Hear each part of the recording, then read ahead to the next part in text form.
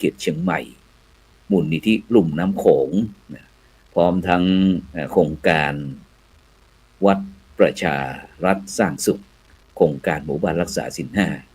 โดยเฉพาะคณะสงฆ์จังหวัดเชียงใหม่โดยพระเดชพระคุณหลวงพ่อพระเทพสิงหวราจารย์ดร.รองเจ้าคณะจังหวัดเชียงใหม่พร้อมทั้งบรรดาท่านผู้ฟังท่านผู้ชม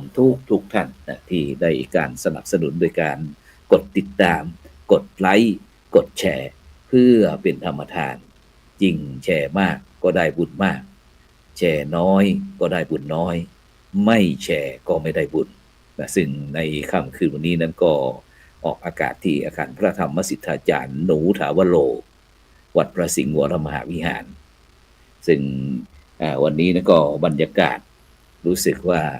เข้ากับแบ็กกราวด์ของพระครูโสพลเสด็จเกิดนะที่ปล่อยโคมลอยเต็มท้องฟ้าไปหมดนะฉะนั้นก็เมื่อเช้านี้ก็14องศาแต่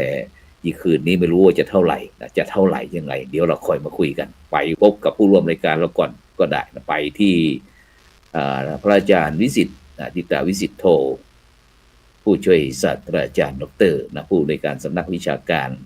มหาวิทยาลัยมหาจุฬาลงกรณราชวิทยาลัยเขตเชียงใหม่นมัสการครับอาจารย์ดร.วิสิทธิ์ครับผม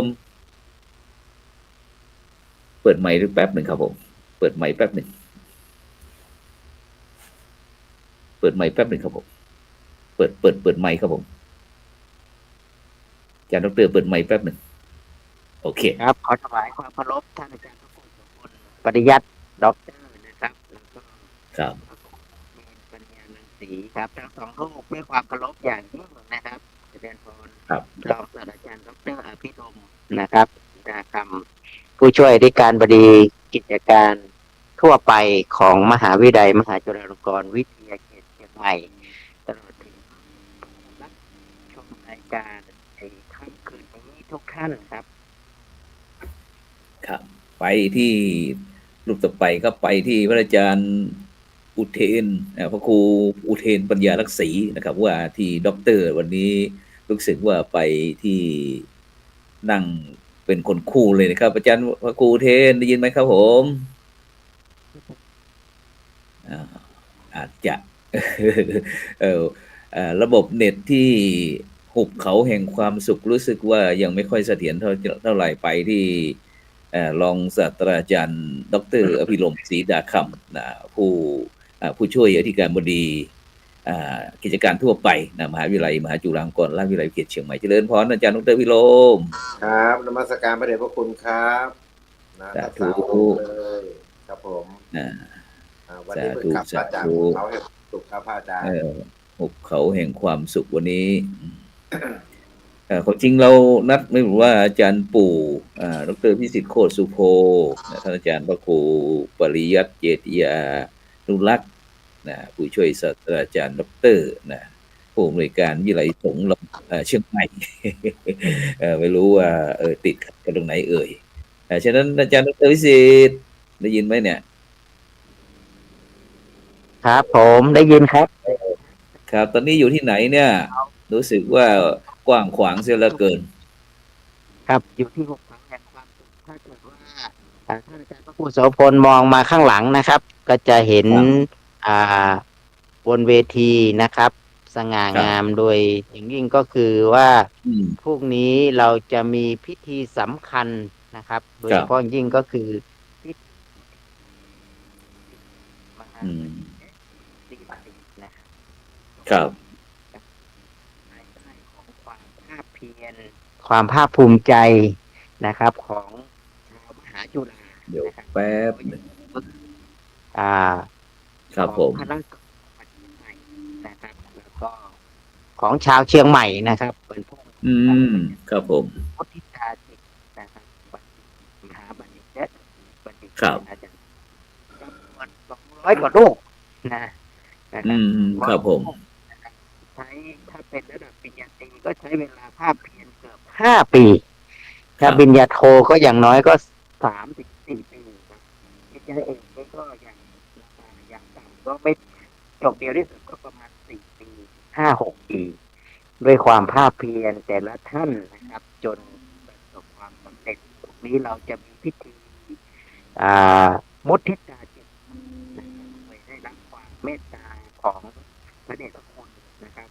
หลวงพ่อพระธรรมเสนาบดีเจ้าคณะภาค7ประธานส ครั ภา บ วิทยาเขตเชียงใหม่พระเดชพระคุณหลวงพ่อพระเทพมังคลาจารย์นะครับหลวงพ่อเจ้าคณะจังหวัดหลวงพ่อรองเจ้าคณะจังหวัดแล้วพระเถรานุเถระนะครับที่เป็นกรรมการผู้ทรงคุณวุฒิแล้วก็ผู้ที่อุปถัมภ์ของมหาวิทยาลัย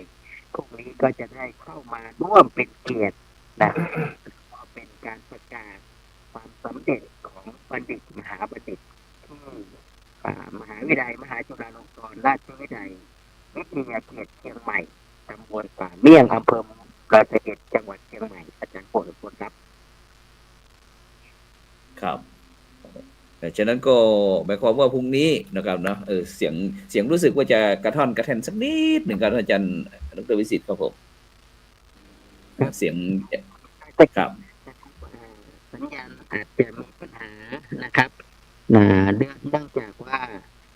ช่วงนี้ครับอากาศด้วยบรรยากาศนะครับกำลังหนาวเหน็บพอสมควรครับแล้วก็บรรยากาศเหมาะ ครับ สำหรับที่จะปฏิบัติธรรมอย่างยิ่งแล้วจะผู้สมผลช่วงนี้ฤ ครั ดู บผม กาลนะครับนะครับ อื ก็ ม ที่อยู่ตรงนี้เนี่ยนะครับเราอยู่ที่โรงอเนกประสงค์ของมหาวิทยาลัยนะครับเป็นสถานที่เราจะมุทิตาบัณฑิตใหม่ในวันพรุ่งนี้ครับอาจารย์ผู้ครับ ครับครับผมแล้วก็อาจารย์วคูเทนล่ะครับ วันนี้ไปทำอะไรที่ขุบเขาแห่งความสุขครับผม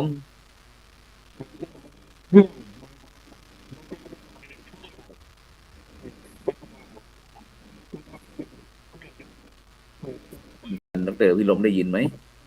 ไม่ได้ยิน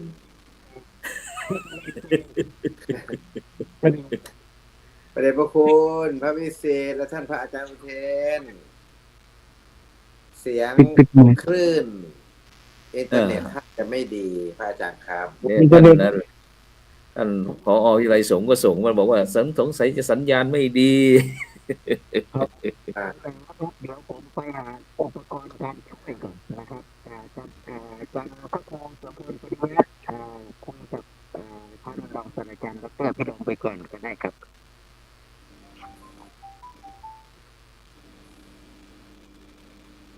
อุปกรณ์ช่วยคุยกับท่านดร.อภิรมย์ไปก่อนท่านดร.วิสิทธิ์กำลังไปหาอุปกรณ์เนื่องจากอยู่ข้างบนอากาศหนาวแล้วก็บรรยากาศอาจจะคลื่นไม่ค่อยดี ครับผมใช่ครับพระอาจารย์คลื่นมีปัญหาเพราะว่าอากาศก็เย็นแล้วก็อยู่บนที่สูงด้วยและอินเทอร์เน็ตไม่น่าจะมาถึงโดมนะฮะที่จัดงานที่เรียนงานที่พระเดชพระคุณทั้งสองรูปนั่งตรงหน้าข้างหลังเป็นแบ็กกราวด์นะครับก็อันนี้ชัดละ ชัดหรือยังครับได้ยินเสียงอันนี้ก็ ชัดไหม ได้ยินเสียงชัดไหมครับ ชัดเจนไปอาจารย์ครูเทนไปทำอะไรคุยให้ฟังหน่อย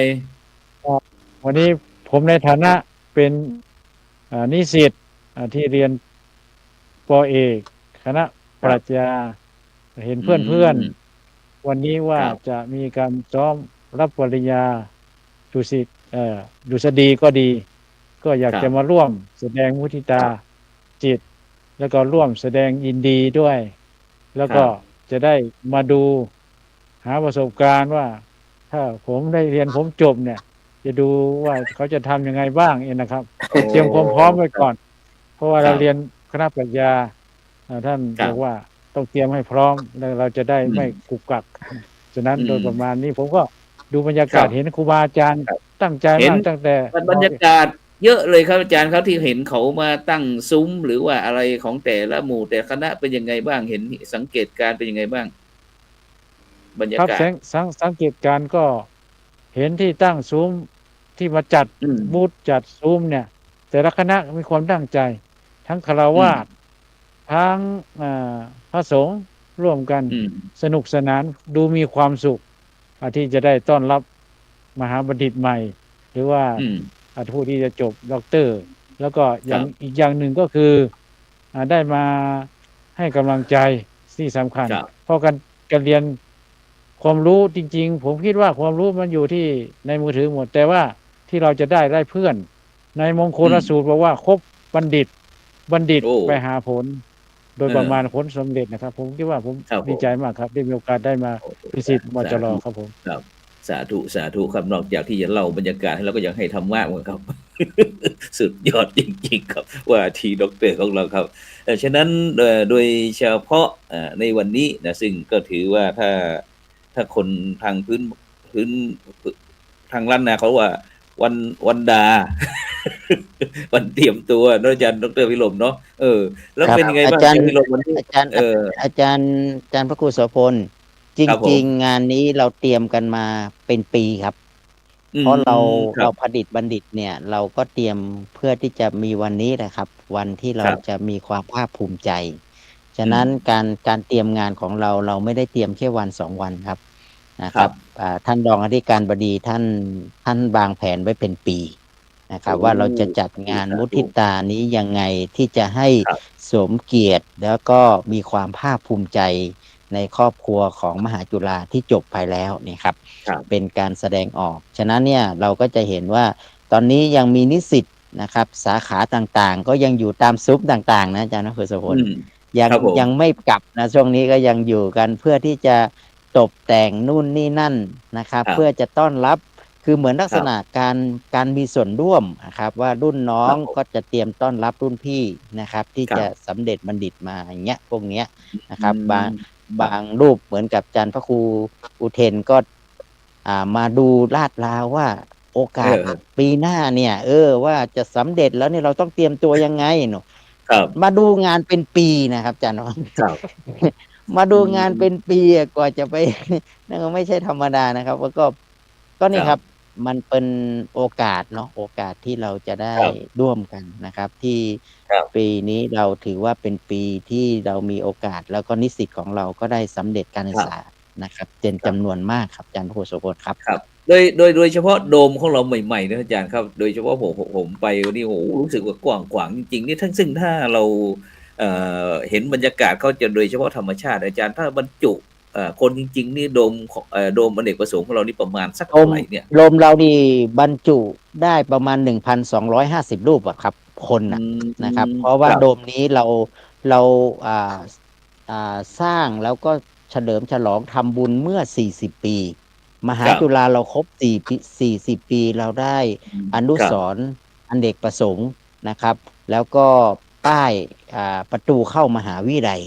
นะครับซึ่งเราได้รับงบนะครับได้สนับสนุนแล้วก็ได้ทำ2 สิ่งนี้เพื่อเป็นการเฉลิมฉลองครบรอบ40 ปีของมหาวิทยาลัยนะครับวิทยาเขตเชียงใหม่นะครับอันนี้เราก็เลยมีความผูกพันกับโดมหลังนี้ครับอาจารย์ครูโสพลครับเราก็รู้สึกว่ามันอลังการนะครับแล้วก็สามารถที่จะเป็นทำกิจกรรมที่ผ่านมาเรามีห้องประชุมนะครับเป็นห้องประชุมใหญ่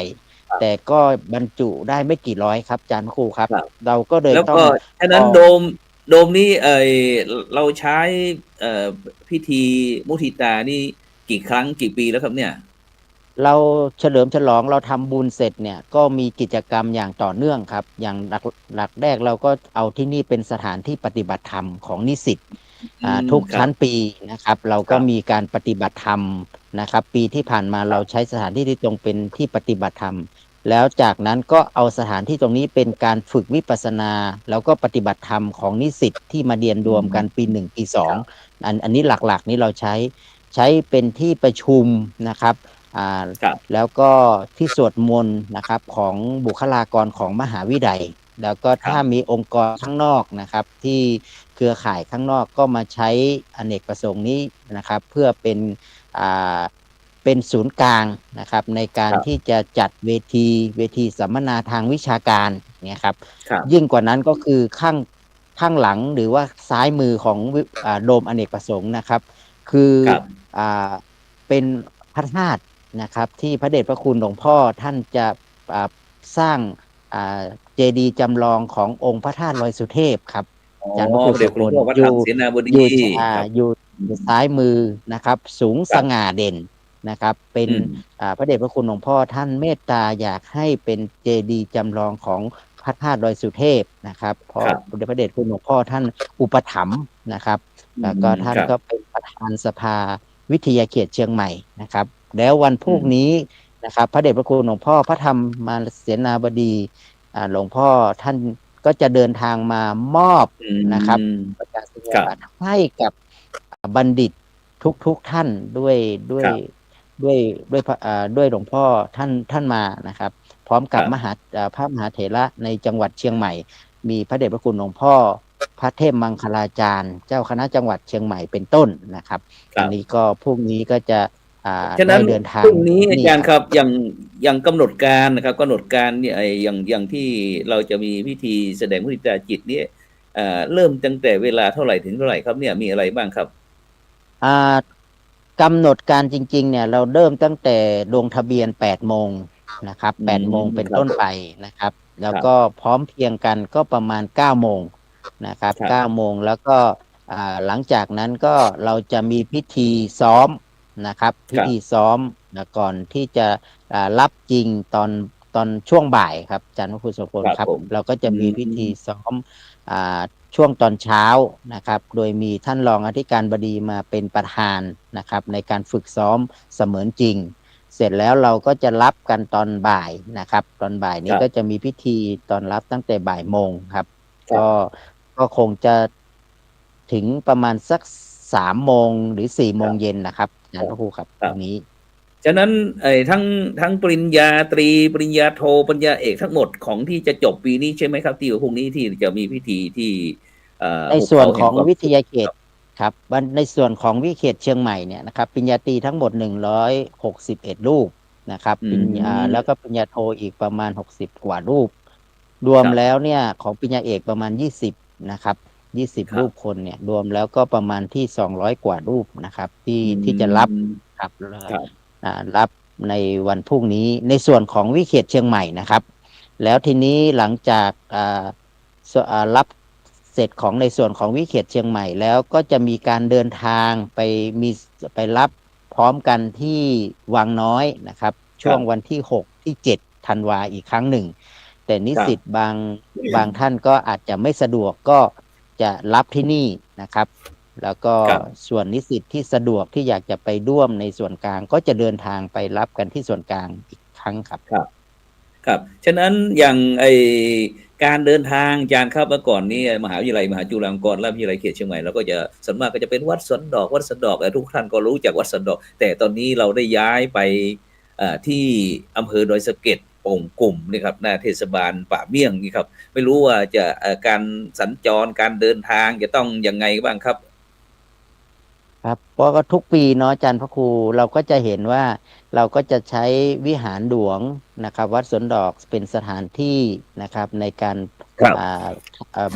ประกอบพิธีมุทิตาจิต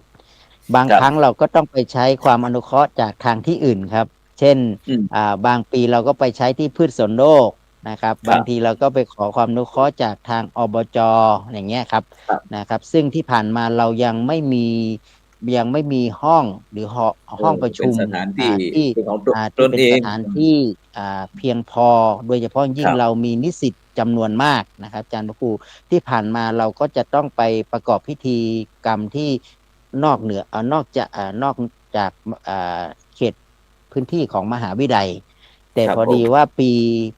2ปีที่ผ่านมาเนี่ยเราได้ย้ายมาที่มจร.วิเขตเชียงใหม่เนี่ยย้ายมาที่ดอยสะเก็ดนะครับภูเขาแห่งความสุขเราเดินทางมาอยู่ตรงนี้2ปีละนะครับแล้วก็ปีก่อนหน้านี้เราก็กำลังจะซ้อมรับกันที่ห้องประชุมแต่มันเป็นห้องประชุมเด็กเนาะเป็นห้องประชุมใหญ่ก็เป็นเด็กไปนะครับไม่เพียงพอแม้กระทั่งญาติพี่น้องที่จะมาร่วมก็ยังไม่สามารถเข้าไปมองเห็นในการที่จะต้อนรับนะครับเราก็เลยมองว่าตอนนี้ถ้าเรามีสถานที่นะครับตอนนี้เรามีโรงใหญ่และรับบรรจุได้ประมาณ 1,000 กว่ารูปคนเนี่ยเราก็มองว่าเรามีความพร้อมเพรียงนะครับแล้วก็มีความพร้อมที่จะจัดพิธีมุทิตาให้บัณฑิตนะครับเราจึงมาจัดที่นี่ครับอาจารย์พุทธโสพลครับ ครับผมดังนั้นก็หมายความว่าที่บรรดาท่านผู้ฟังท่านผู้ชมที่กำลังติดตามรายการเราจะไปร่วมมุทิตาจิตหรือว่าจะไปแสดงความยินดีหรือว่าจะนำภัตตาหารหรือว่าน้ำปานะอะไรต่างๆเนี่ยไปถวายเป็นกำลังใจแก่พระสงฆ์สามเณรหรือว่าจะไปตั้งโรงทานเนี่ยจะต้องผ่านไปทางอำเภอดอยสะเก็ดนะแล้วก็จะไปเชียงรายบรรดาท่านผู้ฟังทั้งหลายหลังจากที่ห้วยห้องไคห้วยห้องไคจะง่ายที่สุดจะผ่านห้วยห้องไคไปสักนิดหนึ่งแล้วก็จะถึงที่ใกล้จะถึงป่งกลุ่มแล้วก็ที่เทศบาลป่าเมี่ยงอยู่ด้านขวามือส่วนมหาวิทยาลัยมหาจุฬาลงกรณราชวิทยาลัยเขตเชียงใหม่นี่ก็จะอยู่ด้านซ้ายมือดังนั้นก็สามารถที่ถ้ามีรถก็สามารถที่จะเอารถไปได้เนาะท่านอาจารย์ดร.พิรมเนาะเป็นยังไงบ้างไม่รู้ว่าในการจัดเตรียมสถานที่อาจารย์ดร.พิรมไม่รู้เราเตรียมต้อนรับขับสู้กับทั้งนิสิตนักศึกษาที่จบปีนี้แล้วก็ญาติต่างๆเนี่ยที่จะไปร่วมเราไม่รู้เราจะมีการจัดการจราจรอย่างไรบ้างครับพระเดชพระคุณครับพื้นที่เรามีอยู่915 ไร่กว้างขวางใหญ่โตอลังการนะเรื่องที่จอดรถเนี่ยพวกเราเตรียมไว้พร้อมนะครับนะไม่ว่าจะเป็น VIP หรือว่าบัณฑิตมหาบัณฑิตดุษฎีบัณฑิตตลอดถึงญาติพี่น้องนะของบัณฑิตทั้งหลายที่มาร่วมงานเนี่ยเราเตรียมความพร้อมพวกนี้เนี่ย7 โมงทุกอย่างพร้อมนะครับบุคลากรมหาวิทยาลัยครูบาอาจารย์เจ้าหน้าที่ตลอดถึงหน่วยงานเอกชนที่เข้ามาช่วยเรานะครับเรื่องจราจรเรื่องอะไรทั้งหมดเนี่ยนะครับก็พร้อมทุกอย่างนะเพราะว่าเราเตรียมตัวไว้นานแล้วเหมือนกับท่านผู้ช่วยศาสตราจารย์ดร.ภาวิสิทธิ์ จิตตวิสิทโธได้บอกไว้เจริญพร งานนี้เป็นปีหนึ่งมีครั้งเดียวนะครับหลังจากลูกศิษย์ลูกหาของพวกเราได้บรรลุผลสำเร็จนะครับจบปริญญาตรีโทและเอกหนึ่งในบรรดาดุษฎีบัณฑิตทั้งหลายก็มีท่านพระครูโสพลปริยัตินี่นะครับรูปหนึ่งเจริญพรจะได้ไปเห็นว่าการเริ่มต้นนะเราทำไมถึงจัดที่โดมก็เพราะว่าเราไม่มีที่ประชุมใหญ่คิดว่า2 ปีข้างหน้าเนี่ยเราอาจจะมีเหมือนกับที่อื่นเขามีแต่ณเวลานี้เนี่ยภูเขาแห่งความสุขของเราเนี่ยคิดว่าเพียงพอต่อการต้อนรับบัณฑิตและก็พี่น้องทุกคนเราอยากจะให้บัณฑิตทั้งหลายนะครับได้สร้างประวัติศาสตร์ร่วมกันว่าความพร้อมเนี่ยไม่มีหรอกนะแต่ว่าเรามีทุกอย่างนะครับที่จะให้เราก็ช่วยกันนะครับช่วยกันคือการแสดงออกถึงความสำเร็จของลูกศิษย์ลูกหาเนี่ยนะ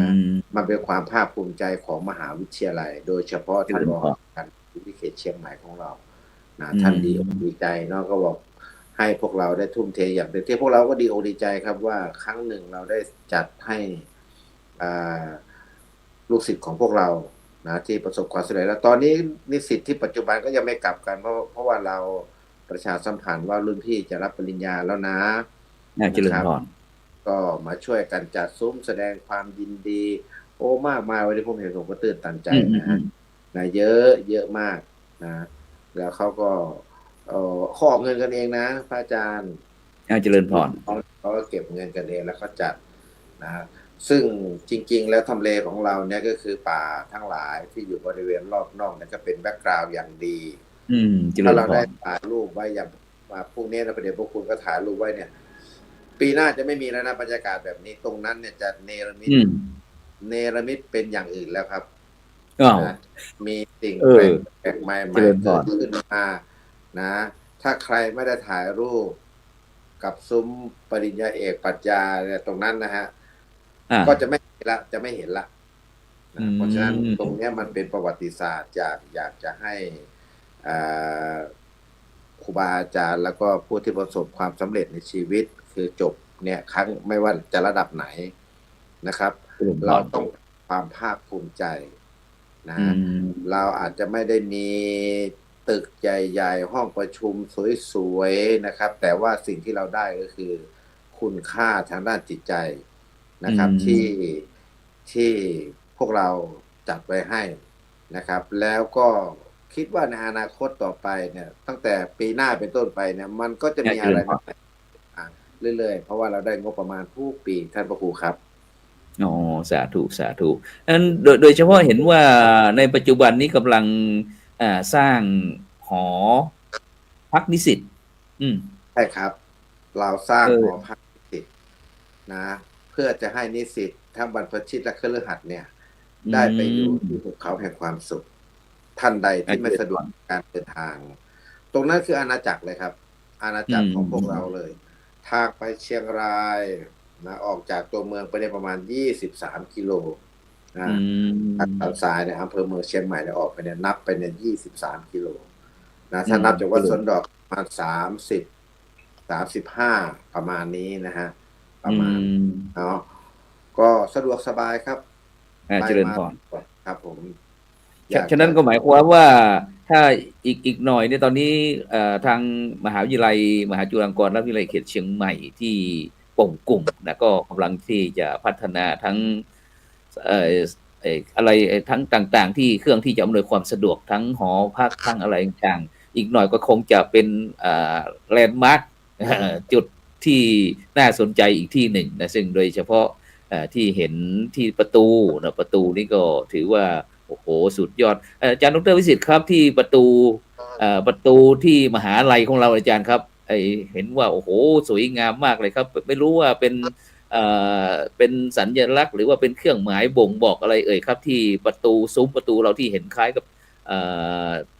คล้ายไกลๆก็เหมือนกับหนังสือหรือว่าตำรับตำราอะไรสักสิ่งสักอย่างนะครับอาจารย์ครับ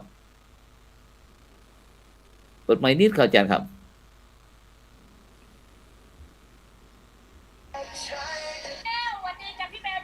สวัสดีครับครับผมอาจารย์พระครูโสพลครับครับประตูแห่งปัญญาเนาะเราพูดถึงเรื่องปัญญา3ครับเราพูดถึงสิ่งที่สำคัญสูงสุดของเราก็คือพระไตรปิฎกถ้าเรามองข้ามมาที่เป็นภูเขาแห่งความสุขเนี่ยเราจะ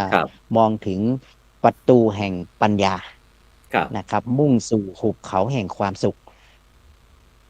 ผู้คนที่เข้ามาสู่ประตูนี้เป็นประตูแห่งความสำเร็จเป็นประตูแห่งความสุขครับอาจารย์พระครูโสพล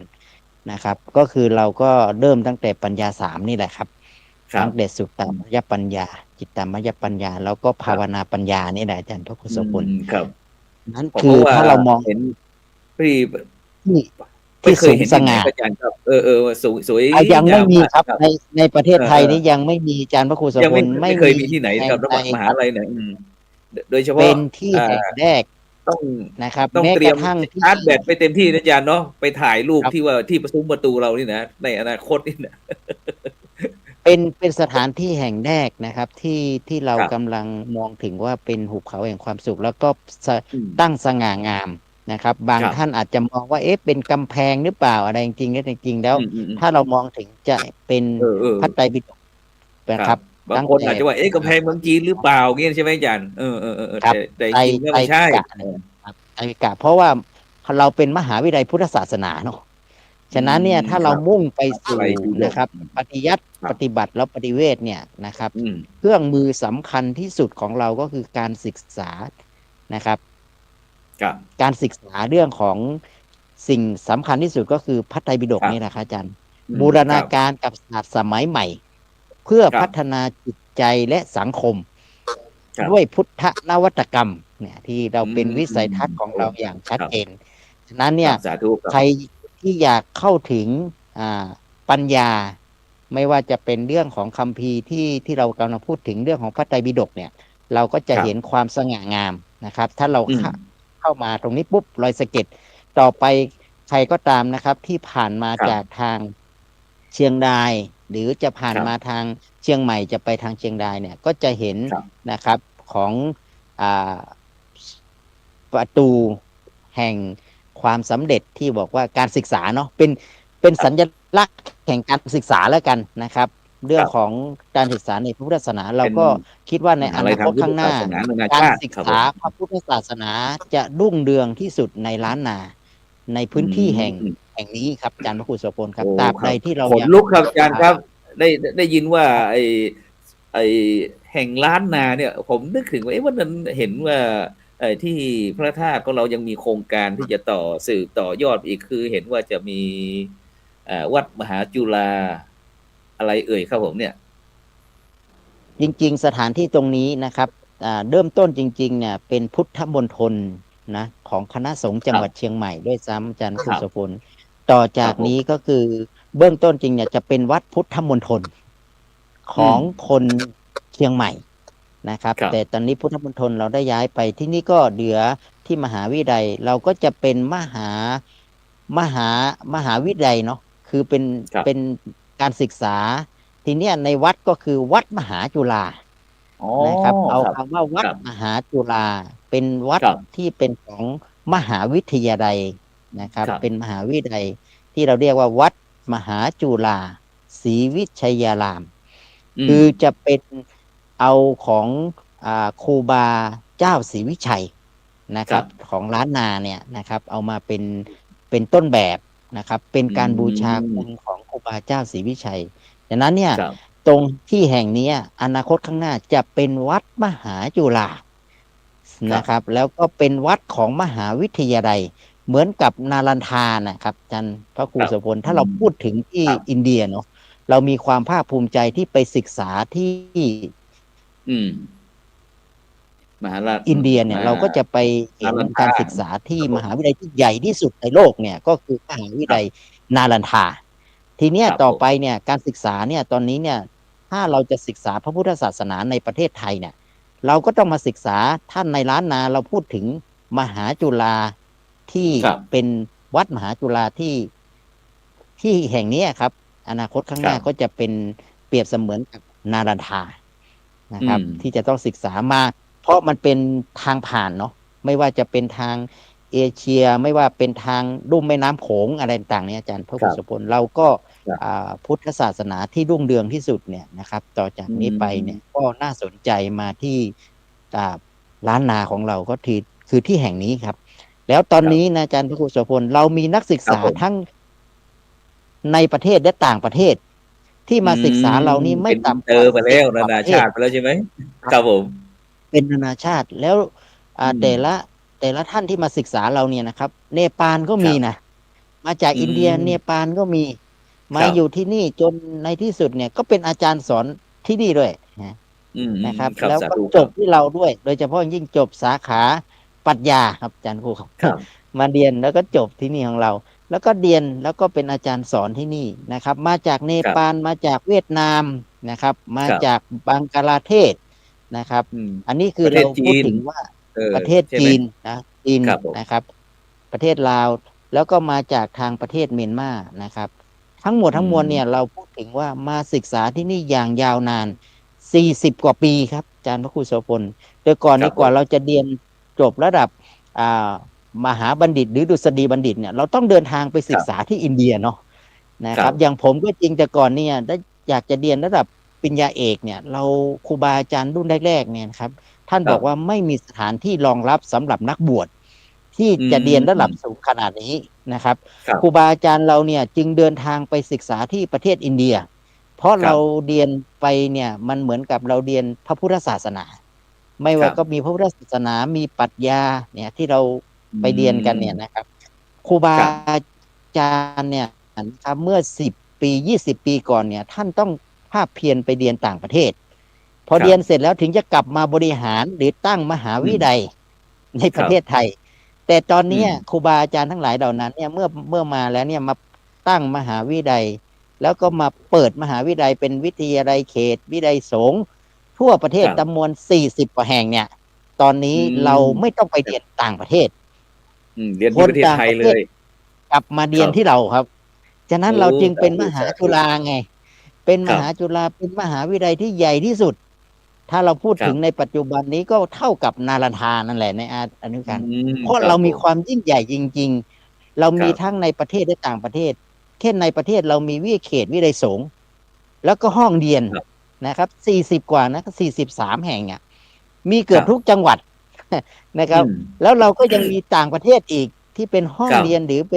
เป็นศูนย์บริการของเครือข่ายของมหาจุฬา ฉะนั้นมี ครับ มหาวิทยาลัยในประเทศไทยที่ใหญ่ที่สุดเนี่ยก็คือมหาจุฬา ครับ นี่แหละนะครับ แล้ว โอ้ มี สาธุ การเรียน ครับ แบบมีความหลากหลาย ไม่ว่า อืม จะเป็นทั้งบรรพชิตและฆราวาสเรียนด้วยกัน ครับ พูดถึงพุทธบริษัททั้งสี่เนี่ยนะในมหา ครับ วิทยาลัยเราแห่งนี้แหละ ถ้าพูดถึง อืม ในสังคมทุกวันนี้ผมก็ยังมีความภาคภูมิใจในฐานะเราได้เรียนและจบที่ในมหาวิทยาลัยสงฆ์แห่งนี้ ซึ่งเป็น ครับ หลักการทางพระพุทธศาสนาอย่างชัดเจนอาจารย์พระคุณโสพลทีนี้ ครับ เราก็ยิ่งวันพรุ่งนี้เป็นวันที่เรา อืม จะเห็นบัณฑิตของ เรา เราได้ วันที่ ประสบความ เราคอย เออ ใช่ ซึ่งไม่ต้องส่งนิสิตเราไปเรียนต่างประเทศแล้วเราไม่ต้องไป อืม เรียนอินเดียไม่ต้องไปเรียนที่ไหนแล้ว เราเรียนที่ ครับ บ้านของเราเนี่ย แล้วคนต่างประเทศก็กลับมาเรียนที่ในมหา ที่ วิ ป ท ระ ยา เท ลัย ศไทย อีก เอ ใช่ อ อันนี้ผมจึงบอกว่านี่ไงคือความภาคภูมิใจ วิทยาเขต เออ เชียงใหม่ตอนนี้นะครับ มีนิสิตจากต่างประเทศมาเรียนเราเยอะกว่าคนในประเทศ ครับ ไทย อื นะครับ ม ทั้งที่เราเปิดมหาวิทยาลัยพระพุทธศาสนานะครับ เราเปิ ค ด รับ มหาวิทยาลัยอย่างนี้แต่มีผู้คนที่ต่างประเทศสนใจมาเรียน อืม นะครับ โดยเฉพาะยิ่งโครงการของวิทยาเขตเชียงใหม่มั่งแชทเนี่ยมีเป็น 3-4 พันคนนะที่เข้ามา ครับ ศึกษาพระพุทธศาสนา เราจึงบอกได้ว่าวิทยาเขตเชียงใหม่ ไม่ใช่เป็นวิทยาเขตแบบ อืม ที่เรานะแต่เป็นวิทยาเขตเป็นความหวัง แล้วก็เป็น อื ความภาคภู ม มิใจของมหาวิทยาลัย ค พ รั ระ บ พุทธศาสนาครับอาจารย์โค้ชครับ อืม ครับ สาธุครับ อยากจะฟังเคยได้ยินพระครูอุเทนปัญญารังสีได้เกริ่นไว้เหมือนกันว่า เคยพูดให้เพื่อนๆนิสิตฟังว่า เมื่อก่อนเนี่ยอยากจะมาเรียนที่มจร.วิเขตเชียงใหม่ แต่ไม่ได้เรียน ต้องไปเรียนทางมหามกุฏ มันเป็นยังไงท่านอาจารย์อุเทน เพราะว่าอย่าง มหาจุฬาลงกรณราชวิทยาลัยเขตเชียงใหม่ของเราเป็นมหาวิทยาลัยที่เปิดกว้างพระอาจารย์ แต่ทำไมพระอาจารย์ถึงพูดว่า ตั้งใจมาแต่เขาไม่ได้เรียนอย่างเงี้ย อาจารย์คุยให้ฟังหน่อยประสบการณ์เผื่อที่บรรดาท่านผู้ฟังท่านผู้ชมว่า อยากจะไปเรียนที่มจร.เขตเชียงใหม่ เพราะว่าในปัจจุบันนี้เปิดกว้างทั้งคฤหัสถ์แล้วก็บรรพชิตทั้งพระเณรแล้วก็ยังชาวบ้านอีกเนี่ยทั่วๆไปนี่ครับผม ครับผมเมื่อก่อนเนี่ยผมก็เป็นสามเณรก็ไปเรียนมันจะมีสายปริยัติก็การกุศลอย่างการกุศล อืม ก็มีในเชียงใหม่แล้วก็มีวัดพระสิงห์แต่ว่าถ้า ครับ การกุศลในลำพูนก็มีวัดโรงเรียนเมธีวุฒิกร เมื่อผม ครับ จบจากเรียนจากโรงเรียนเมธีวุฒิกรผมจะเรียนศึกษาผู้ใหญ่มาและ ครับ จบม.3 แล้วก็ไปต่อที่โรงเรียนเมธีวุฒิกรไปอยู่ที่วัดพระยืนพอจบนั้นเสร็จ ครับ ทางอาจารย์ที่เขาสอนเขาก็ว่ามีการเปิดมหาวิทยาลัย ตอนแรกมหาวิทยาลัยคือมหามงกุฎนั่นเขาจะไปเปิดที่ที่น้ำตกไม่น้ำตกโดยอาจารย์แสงจันทร์งามหรือว่าท่านศาสตราจารย์แสงจันทร์งามมา ก็มีลูกศิษย์ท่านอาจารย์กมลอะไรต่างๆมาเปิดผมก็ไปดูที่มจร.ของเราเมื่อก่อนนั้นก็ไปปฏิบัติธรรมที่วัดน้ำบัวหลวงจะมีปฏิบัติที่วัดน้ำบัวหลวงตลอดแล้วก็พอดีมันมีเกณฑ์อย่างหนึ่งก็คือว่าถ้าไม่จบสายปริยัติธรรมแต่ไม่ได้เป็นมหาเนี่ยไปสมัครท่านไม่รับ ผมจะมีรุ่นของท่านดร.ส่งเสริมนะถ้าเทียบรุ่นเดียวกันนะดร.ส่งเสริมแต่ผมไปเรียนมหามกุฏมาก็เป็นสายธรรมยุทธ์เนาะก็ไม่เป็นไรเพราะผมคิดว่าการศึกษาเราไม่ได้แบ่งแยกว่าเป็นอะไร แต่ว่าไปเรียนที่นั่นมีเปิดโอกาสเป็นรุ่นแรกของมหามงกุฎที่เรียนเนี่ยมีหลายท่านก็มาเรียนวัดพระสิงห์มีเยอะนะวัดพระสิงห์ก็มาเรียนเยอะระดับท่านเจ้าคุณก็มาเรียนตรงนั้นเพราะว่าโดยบริบทหรือว่ากฎเกณฑ์ที่ทางมหาลัยตั้งขึ้นผมไม่ได้ไปเรียนเมื่อได้เรียนตรงนั้นก็ไม่ได้ปริญญาบาลีไม่ได้เป็นพระมหา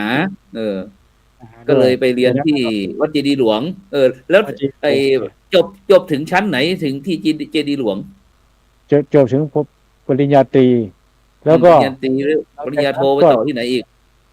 ปริญญาโทนี่ผมว่าจะไม่เรียนละไม่ศึกษาแล้วก็มีพนักงานอยู่ที่วัดต่างๆแล้วก็พอดี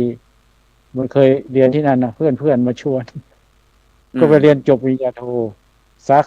ขาการบริหารจัดการซึ่งมีสาขาเยอะที่ ที่ว่าจีหลวงหรือว่ามม อ๋อ มี แล้ว สา ปริญ ขา ญา เย เอ อะ ก มาก ปริญญาเอ ป ก ริญญาก ลับมายังไงคิดยังไงถึงกลับมาเรียนที่มจร.วิเศษเชียงใหม่ข ป อง ริญ เรา ญาเอกก็คือเมื่อเราได้รับการศึกษาเนี่ย เราก็ได้ร่วมทำงานผมก็อยู่ที่วัดนั้นก็มีโอกาสได้ร่วมงานกับคณะสงฆ์เป็นเลขาอำเภอด้วย แล้วก็ได้ทำงานเรื่องของพระกีฬานุปถา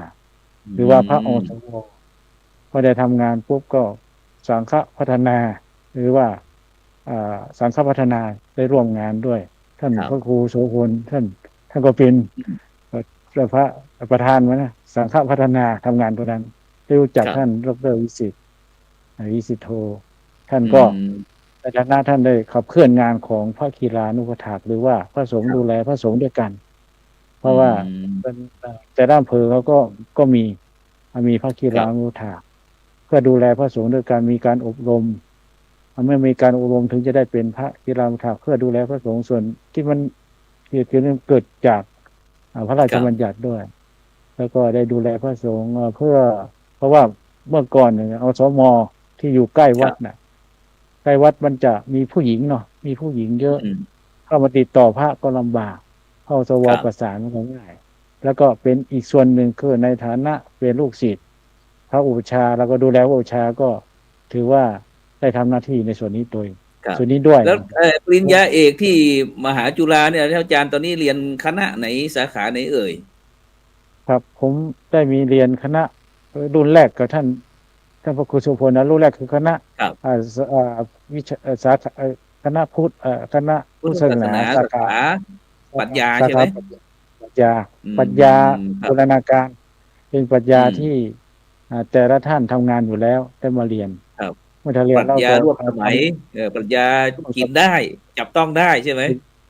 ปรัชญาจับต้องได้ ไม่ใช่ปรัชญา อืม เพียวๆนะปรัชญาจับ ครับ ต้องได้ผมคิดว่างั้นแต่ว่าที่มีจุดเด่นก็คือว่าอย่างผมทำงานเรื่องพระกีฬานุปถาก ครับ ท่านพระครูโสพลท่านทำงานเรื่องของหมู่บ้านศีลห้าเนาะ ครับ อย่างคุณหมอหลายท่านที่มาเรียนน่ะเขาก็เอางานของเราเนี่ยเอาไปทำแล้วก็เพื่อจะสร้างวัฒนกรรมนวัตกรรม เพื่อที่ ครับ ต่อยอดแล้วก็เอามาใช้ได้ ผมก็ ครับ ได้ทำในเรื่องนี้ผมก็ทำเรื่องของรูปแบบวิเคราะห์รูปแบบ อืม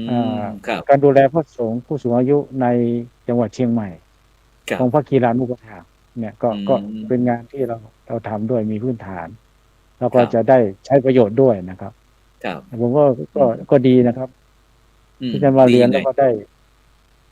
พบกับสหธรรมิกคือเพื่อนหลาย อืม ท่านหลาย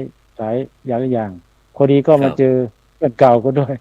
เจอเพื่อนเก่าและครูบาอาจารย์ด้วย เออ ก็ได้แนวคิดข้อคิดเมื่อก่อนผมไม่ค่อยพูดนะควรจะ เออ พูดไม่เก่ง เพราะว่าอาจจะหลับวิชาการท่านพระ ยิ้ ค ม รู อย่าง โส เดีย พ ว ลก็ชวนผมมารายการแต่ตลอด ก็บอกว่าท่านผมก็ไม่อยากเข้าไปก็บอกว่าผม เออ ไม่ให้ความร่วมมือที่จริงก็อยากจะร่วมอยู่แล้ว แต่เรา เออ จะพูดไม่เป็นแล้วก็จะพูดไม่จะไม่มีวิชาการ ครับ ถ้าพูดไปแบบไปเรื่อยหรือว่าเก่งโฮก ครับ ทั่วไปนี่ได้ แต่พูดหลัก ครั วิ บ ชาการ ฉะนั้นหมายความว่าในปัจจุบันที่พระอาจารย์หลักสูตรพระอาจารย์นี้ก็จะเป็นปรัชญาร่วมสมัยที่บรรดานิสิตนักศึกษาต่างๆ ที่จะที่เป็นผู้ที่ประสบความสำเร็จในด้านต่างๆนะครับที่ก็จะมาแลกเปลี่ยนข้อมูลกันนะครับหลายท่านหลายคนก็บอกว่าสมัยก่อนนี่อาจจะไปมหาวิทยาลัยเพื่อที่จะต้องไปเรียนไปหาความรู้อะไรต่างๆแต่สาขาปรัชญาที่อาจารย์พระครูเทนปัญญารังสีเนี่ยคือผู้ชำนาญการแต่ละสาขาแต่ละรายวิชาแล้วก็มาเสวนาแลกเปลี่ยนกันใช่ไหมครับผม ครับผมแต่ละแต่ที่มาเรียนด้วยกันก็เห็นมีทำงาน ผู้ที่ทำงานก็ทำงานแต่ละสาขา มีพระบ้างมีคารวะจะเป็นนายอำเภอก็มีเป็นผู้ ยากไหม ที่ อาจารย์เนี่ยเรียนสาขาปรัชญายากไหม ผมว่าไม่ยากครับ มันยากยากคือการเรียนเนี่ยเรียนปี2 ปีที่เรากำหนดในคอร์สเวิร์ดไม่ยาก แต่มันจะยากคือมีอาถรรพ์อย่างหนึ่งเท่าที่ผมได้ประสบการณ์ ก็คือว่าถ้าเรียนจบแล้ว ตอนที่จะทำวิจัยพลหรือว่าดุษฎีเนี่ยบางทีบางคนบางท่านเนี่ยอย่างเพื่อนเดียวกันก็เดี๋ยวไม่เป็นไรยังมีเวลาอีก ยังเหลือเวลาอีกค่อยๆทำพอถึงเวลาจริงๆทำไม่ทันบางท่านนั้นอย่างรุ่นที่ของผมเนี่ยบางท่านเนี่ยก็เก่งนะเรียนเก่งแต่ก็ท่านถึงเวลาปุ๊บทางมหาลัยบอกว่าท่านหมดเวลาแล้วครบกำหนดแล้วพอท่าน ได้ยินเสียงระฆังเลยปิ้งปิ้งหมดเวลาใช่ไหมโอ หม เค ดเวลาแล้ว สธุ ก็โดยประมาณเนี้ครับ แต่ว่า ครับ จริงๆ สา แล้ว ธุ ผมพูดจากจริงนะครับ ได้ ครับ ได้ ผ ป ม ระสบการณ์ครับผม ครับ ครับ สา ผม ธุครับผมครับ ไปที่รองศาสตราจารย์ดรพิรมศรีดาคำผู้ช่วยอธิการบดีกิจการทั่วไปนะซึ่งโดยเฉพาะเมื่อกี้ช่วยตอบหน่อยท่านอาจารย์ดรพิรมบอกว่าถ้าไม่จบมหาปรริญญามาเรียนที่มจรไม่ได้ตอบหน่อยให้หน่อย ครับสมัยก่อนก็ค่อนข้างจะเข่งมากนะในเรื่องนี้นะถ้าไม่ได้จบสายปริยัติเนี่ยฮะก็ต้องมาเรียนเพิ่มเติมนะมีวิชาเพิ่มเติมเล็กน้อยเนาะอย่างจบวัดพระสิงห์ยังจบวัดอย่างเมธีอย่างเงี้ยครับนะลักษณะแบบนี้ต้องมาเรียนเพิ่มเติมถ้าไม่ได้มหาปรริญญานะครับ ก็วิชา2 วิชานี่แหละมาเรียนเพิ่มเนาะแล้วก็บางท่านอย่างที่ท่านพระครูเนี่ยท่านไม่ได้จบมาท่านก็เลยไม่มีโอกาสได้เข้านะครับเก่งมากแต่ในปัจจุบันนี้ครับตอนนี้ก็เช่นเดียวกันนะปัจจุบันนี้ก็เช่นเดียวกันเนาะแล้วก็ต้องมีการเก็บรายวิชาใช่เก็บรายวิชาเล็กน้อยเท่านั้นเองก็จะมีอาจารย์อะไรนะโรงเรียนปริยัติธรรมเนี่ยมาช่วยนะครับเจริญพรก็ฉะนั้นอาจารย์ดร.วิโรมเดี๋ยวนี้เมื่อก่อนสักปี2 ปีแล้วก็ในปัจจุบันเนี่ยรู้สึกว่าทางมหาวิทยาลัยของเรามีการเปลี่ยนแปลงไม่เห็นบอกว่าเห็นน้องๆลูกๆหลานบอกว่าช่วงนี้ตั้งแต่เปลี่ยนผอ.ใหม่เนี่ยงานเยอะจังเป็นยังไงบ้างอาจารย์วิโรมบทบาทการมหาวิทยาลัยของเราในปัจจุบันเนี่ยพวกนี้ไม่มีแล้วทำปัจจุบันอดีตก็ผ่านมา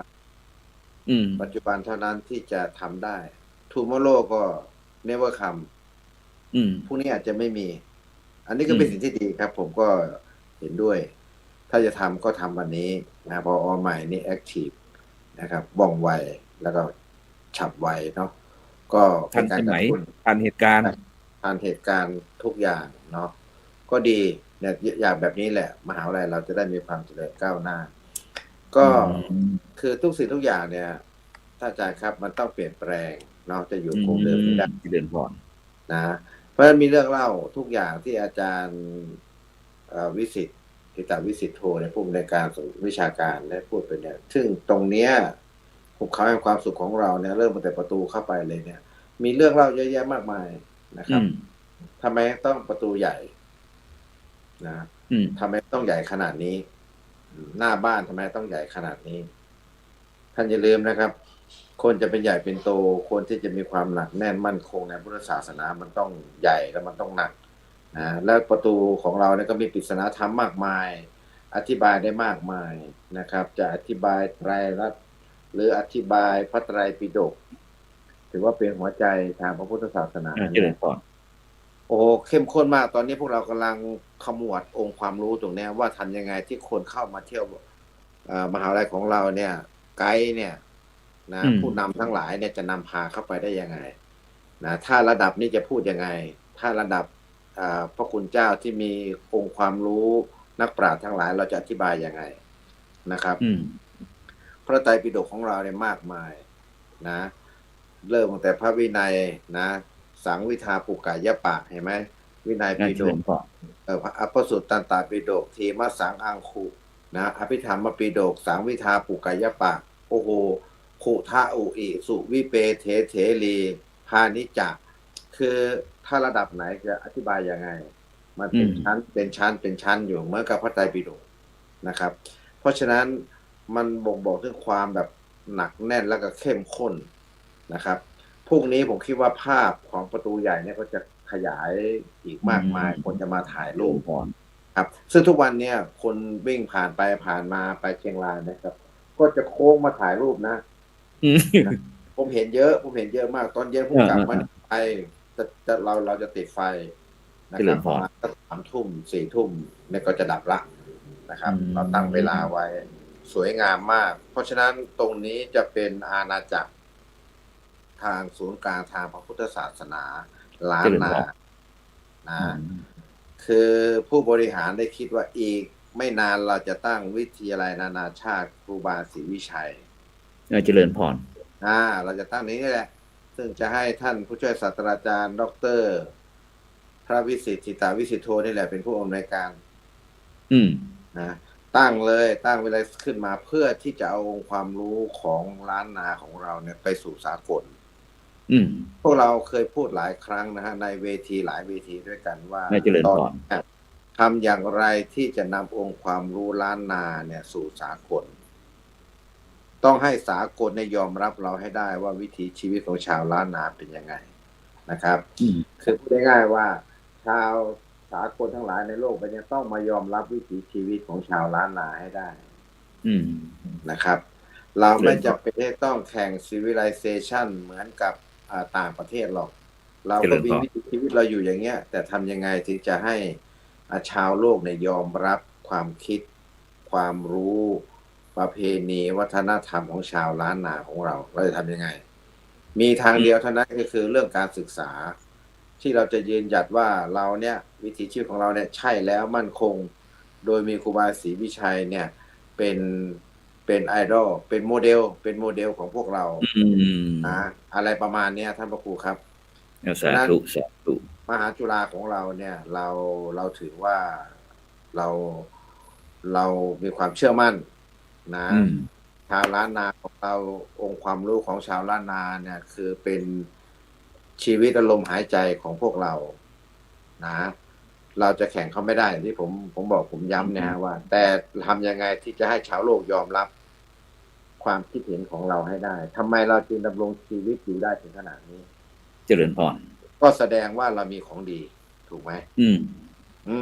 เราไม่ต้องไปวิ่งตามเขามีนู่นมีนี่มีอะไรที่ modernization เจริญทันสมัยศิวิไลทุกอย่างยังไงเราก็วิ่งไม่ทันเขาเจริญพรไม่ทันนะเรากลับมาคิดดูตัวตนของตัวเองว่ามันคืออะไรนี่คือของเขาความสุขที่จะนำเสนอให้กับพี่น้องชาวพุทธทั่วโลกนะเจริญพรมาดูที่นี่นะครับเจริญพรก็วันพวกนี้จะเป็นผลผลิตของเราอีกปีหนึ่งครับเจริญพรซึ่งโดยเฉพาะตอนเนี้ยพูดท่านรองศาสตราจารย์ดร.พิรมศรีนครได้พูดถึงเกี่ยวกับเรื่องบทบาทของมหาลัยของเราที่ได้มีการผลิตบุคลากรทางพระพุทธศาสนาของเราซึ่งก็มีทุกสิ่งทุกอย่างพร้อมฉะนั้นก็หลายท่านหลายคนก็สอบถามมาทางพระครูโสพลเหมือนกันว่าการจะเรียน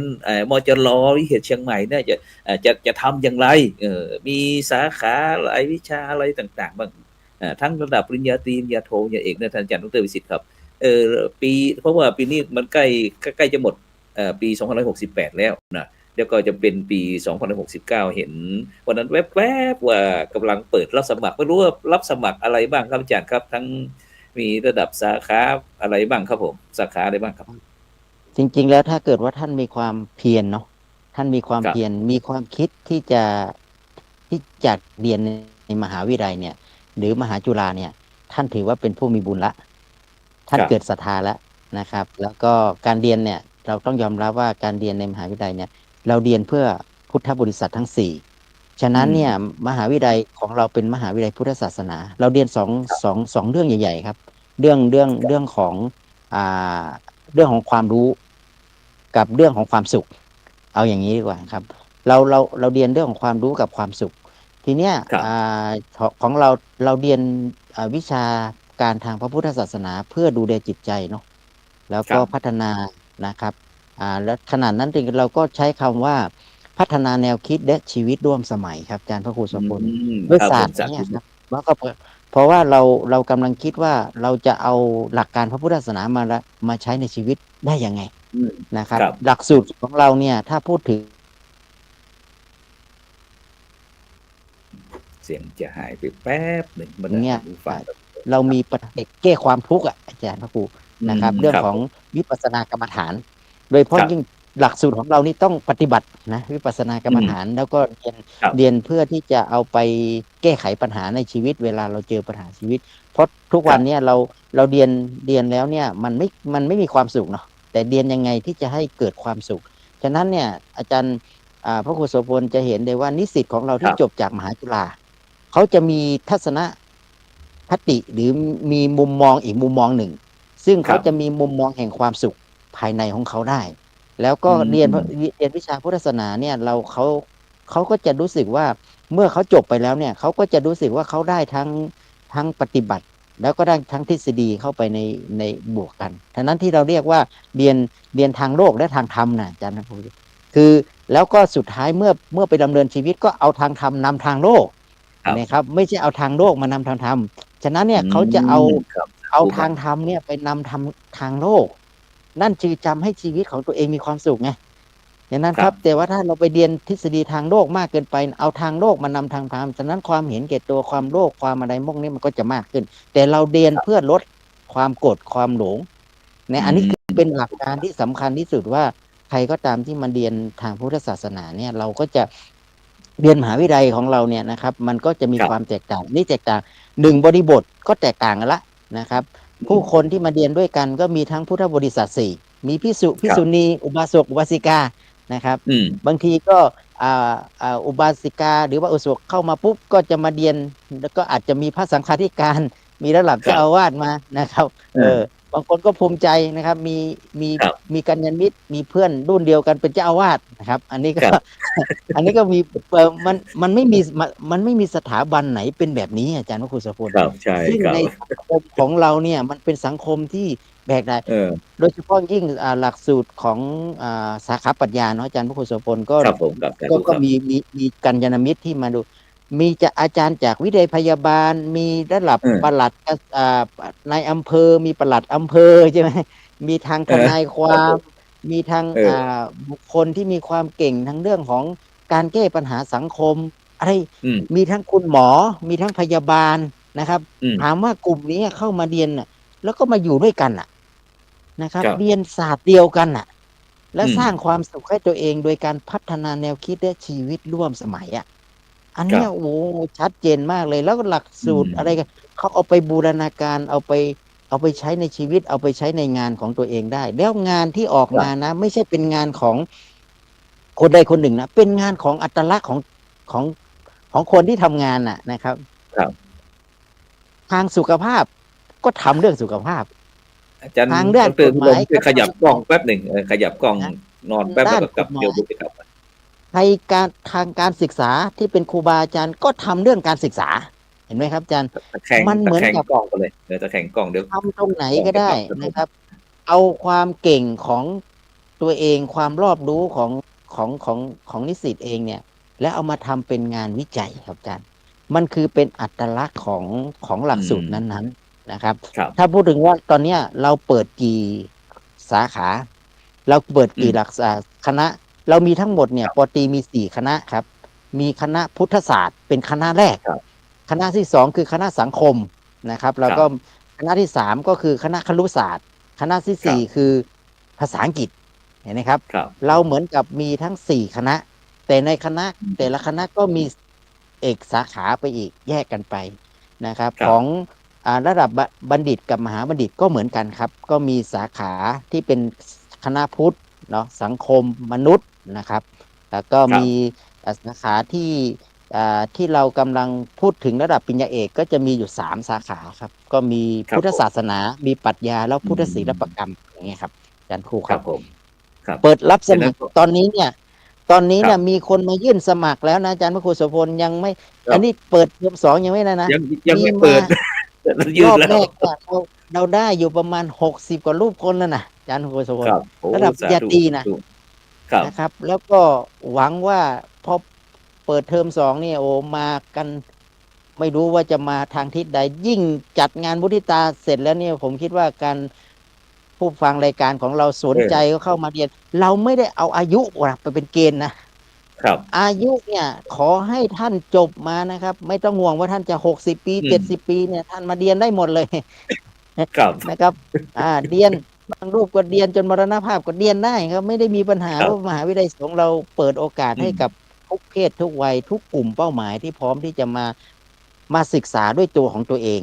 นะครับ อย่าไปคิดว่าการเรียนมหาวิทยาลัยทีเนี้ยมันจะนั่นมาอย่างน้อยๆเนี่ยคุณได้ประสบการณ์ได้เครือข่ายได้เพื่อนได้ทุกอย่างนะครับ อีกอย่างหนึ่งคุณได้สังคม แล้วเป็นสังคมใหม่ของเขามิติใหม่ด้วยนะครับ คุณจะไม่ได้อยู่แบบซึมเศร้าอยู่คนเดียวคุณไม่ได้อยู่แบบไปอยู่ในกลุ่มของสังคมเปิดวิสัยทัศน์ใหม่เลยครับ ยิ่งถ้ามาเรียนในมหาวิทยาลัยที่เป็นมหาวิทยาลัยสงฆ์เนี่ยผมการันตีได้เลยอาจารย์พระครูโสพลเขาจะเปลี่ยนความคิดและวิธีคิดจะเปลี่ยนใหม่นะครับ ผู้คนที่จิตใจวุ่นวายหรือว่าคนที่อารมณ์ร้อนนี่นะจะเย็นขึ้นมาทันทีอาจารย์พระครูโสพลยิ่งมาอยู่หุบเขาแห่งความสุขนี่นะโอ้โห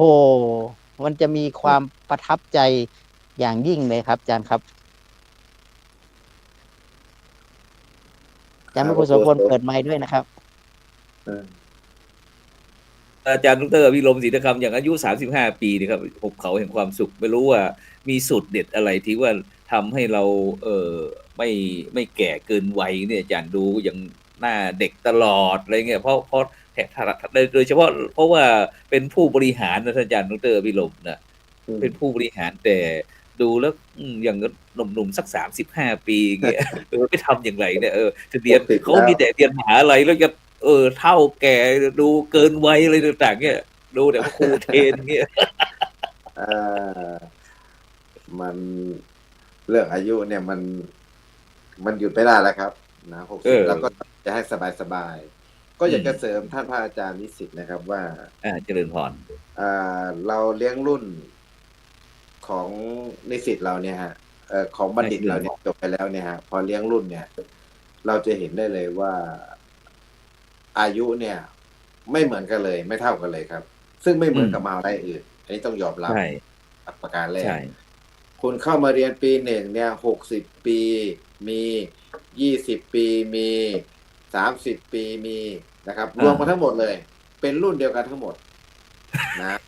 พอจบปริญญาแล้วเนี่ยเพื่อนรุ่นเดียวกันแต่อายุไม่เหมือนกันนะครับ